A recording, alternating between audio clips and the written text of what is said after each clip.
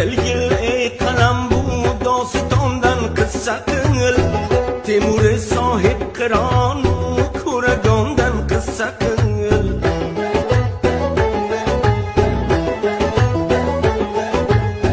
Mir Ali Shirin Navoiy imperator suxan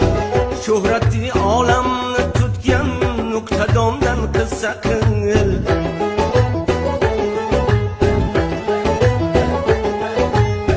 Dahraron shuhrat qozongan Bobur Shirin kalom Ma'dilatli podshohi qahramondan qissa qil